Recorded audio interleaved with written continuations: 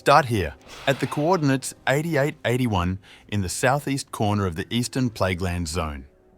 From the back of Tia's hand, head through these gates and follow the path towards the middle of New Avalon.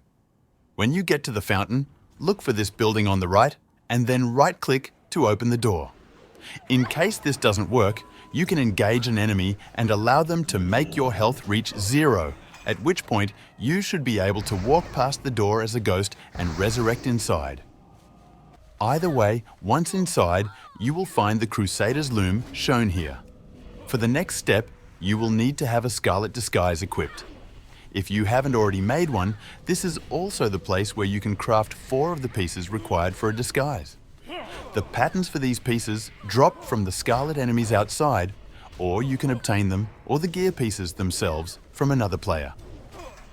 With 4 pieces equipped, you can click your Scarlet insignia that is obtained from the introductory quest line, and then you're good to go. This will allow you to speak with the NPC next to the loom. He is a nice man named Taylor Stitchings and will offer you a quest titled Holy Threads, requiring you to obtain 200 Dawnwoven Fabric. Dawnwoven Fabric can be obtained by crafting a rune cloth bolt while standing next to the Crusader's Loom. For every bolt that you make, you will obtain 10 fabric. In total, this will require 100 rune cloth, so bring enough with you unless you plan on taking multiple trips. Either way, after crafting your 20th bolt and obtaining your 200th fabric, you can turn in the quest to Taylor and obtain the pattern for the Crusader's Knapsack, a 24-slot bag. But that's not all. He will now offer a new quest called Red is Not Dead, which, upon completion, will give you a pattern for a 30-slot bag called the Crimson Dawnwoven Bag.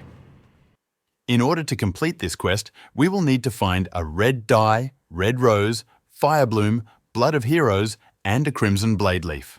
The easiest of these items to find is the red dye. It is sold by many trade good or profession vendors all throughout Azeroth, such as at Millie Gregorian in the Undercity, located here in the Magic Quarter. The next easiest item to obtain is the red rose, which can be purchased from Nida Winterhoof in Thunder Bluff, or if you're a Stinky Alliance player, probably somewhere in Stormwind City. There have also been many of these listed on the auction house lately, so that may be a quicker way than making the trip to the city. Either way, once you have the red rose in hand, you are all done with this part of the quest. Next up, I will show you where to get the Crimson Bladeleaf, which I believe is a brand new item in the Season of Discovery. This item can be found in Ashara, by a pool of water here at the coordinates 3975. Simply approach one of the red flowers and right-click it in order to loot it, at which point you are done with this part of the quest. The next item that you will need is a single Firebloom herb. This item can be picked by herbalists in several different zones, as shown here. It is also dropped from various enemies throughout the world.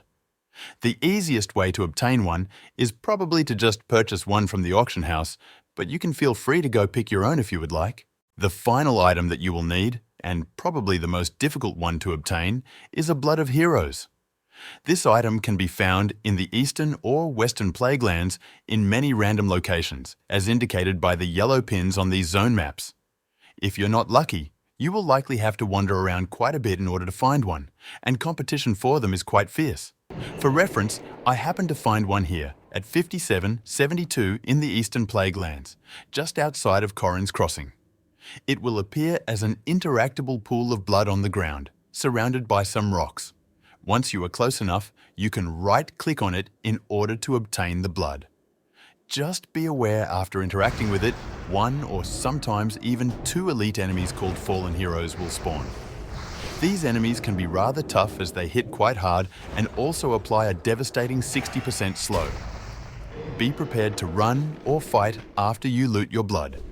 Now that you have your red dye, red rose, Firebloom, blood of heroes and Crimson Bladeleaf in your inventory, you can head back to Taylor to turn in the quest.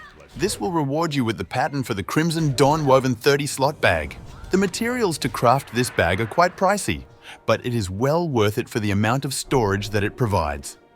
I hope that this video helped you to unlock these new amazing tailoring bags and enjoy your time in Phase 8 of the World of Warcraft Classic Season of Discovery.